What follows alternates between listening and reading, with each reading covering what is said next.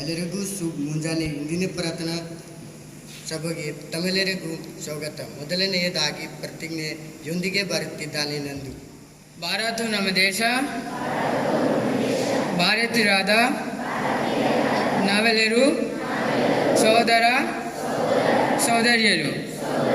ನಾವು ನಮ್ಮ ದೇಶವನ್ನು ಪ್ರಾಣಕ್ಕಿಂತಲೂ ಮಿಗಿಲಾಗಿ ಪ್ರೀತಿಸುತ್ತೇವೆ.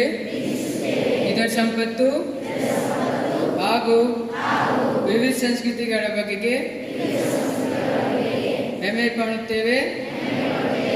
ನಾವು ನಮ್ಮ ಪಾಲಕರನ್ನು ಹಾಗೂ ಅಧ್ಯಾಪಕರನ್ನು ಆದರಿಸುತ್ತೇವೆ ಮತ್ತು ಎಲ್ಲರೊಂದಿಗೂ ಶಿಸ್ತಿನಿಂದ ವರ್ತಿಸುತ್ತೇವೆ.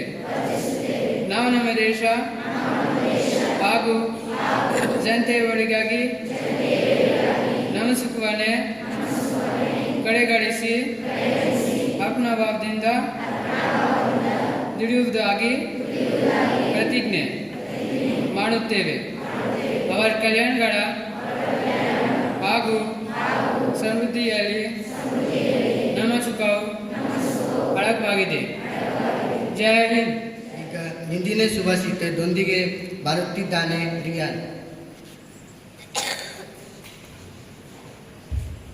ಎಲ್ಲರಿಗೂ ಮುಂಜಾನೆ ಇಂದಿನ ಸುಭಾಷಿತ. ಜೀವನ ಕಲಿಸಿದ ಪಾಠಕ್ಕಿಂತ ನಂಬಿದವರು ಕಲಿಸಿದ ಪಾಠ ಹೆಚ್ಚು. ಮತ್ತೊಮ್ಮೆ ಜೀವನ ಕಲಿಸಿದ ಪಾಠಕ್ಕಿಂತ ನಂಬಿದವರು ಕಲಿಸಿದ ಪಾಠ ಹೆಚ್ಚು. ಧನ್ಯವಾದಗಳು. ಇಂದಿನ ಸುದ್ದಿ ಸಮಾಚಾರದೊಂದಿಗೆ ಬರುತ್ತಿದ್ದಾರೆ ರೋಹಿತ್ ಮತ್ತು ಕುನಾಲ್. ಎಲ್ಲರಿಗೂ ಮುಂಜಾನೆ ಹಿಂದಿನ ಸುದ್ದಿ ಸಮಾಚಾರಕ್ಕೆ ತಮ್ಮೆಲ್ಲರಿಗೂ ಸ್ವಾಗತ. ಮೊದಲು ಅಂತಾರಾಷ್ಟ್ರೀಯ ಸಮಾಚಾರ. ಭಾರತವನ್ನು ಸ್ವಂತ ಆರ್ಥಿಕತೆ ಎಂದು ವಿಧಿಸಿದ ಡೊನಾಲ್ಡ್ ಟ್ರಂಪ್. ನಾಸಾ ಇಸ್ರೋ ಸಹಭಾಗಿತ್ವದ ಬಗ್ಗೆ ಅರಳು ಸಿದ್ಧವಾದ ನಿಸಾರ್ ಉಪಗ್ರಹ. ಈಗ ರಾಷ್ಟ್ರೀಯ ಸಮಾಚಾರ. ಮಣಿಪುರದಲ್ಲಿ ರಾಷ್ಟ್ರಪತಿ ಆಳ್ವಿಕೆ ವಿಸ್ತರಣೆ, ಲೋಕಸಭೆಯಲ್ಲಿ ನಿರ್ಣಯ ಮಂಡನೆ.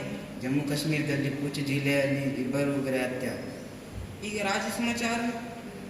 ಬನ್ನೇರು ಘಟ್ಟ ಮೃಗಾಲಯ ಟಿಕೆಟ್ ದರ ಏರಿಕೆ ಪರಿಷ್ಕೃತ ಆಗಸ್ಟ್ 1 ರೀತಿ ಜಾರಿ. ದರ್ಶನ್ ಫ್ಯಾನ್ ಜೊತೆ ರಾಮ್ ಅಗರ್ವಾಲ್, ಗೃಹ ಸಚಿವ ಪರಮೇಶ್ವರ್ ರಿಯಾಕ್ಷನ್. ಈಗ ಗಿರಣ ಸಮಾಚಾರ. KL ರಾಹುಲ್ ಕೋಲ್ಕತ್ತಾ ತಂಡದ ಪಾಲು ತೆರೆಮರೆಯಲ್ಲಿ ದೊಡ್ಡ ಡೀಲ್. ಉದ್ಘಾಟನೆ ಟೂರ್ನಿಯಲ್ಲಿ ನೀರಜ್ ಚೋಪ್ರಾ ಗೆಲುವು. ಧನ್ಯವಾದಗಳು.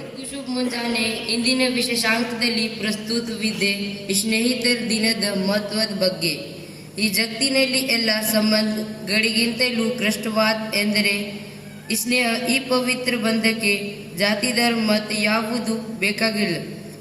ಅದೇ ರೀತಿ ಧರ್ಮಗಳು ಮತ್ತು ರಾಷ್ಟ್ರಗಳಲ್ಲಿ ಸ್ನೇಹ ಸಮರ್ಥವನ್ನು ಬೆಸೆಯುವ ಸಲುವಾಗಿ ಆಗಸ್ಟ್ 3ರಂದು ಅಂತಾರಾಷ್ಟ್ರೀಯ ಸ್ನೇಹ ದಿನವನ್ನು ಆಚರಿಸಲಾಗುತ್ತದೆ. ಧನ್ಯವಾದಗಳು.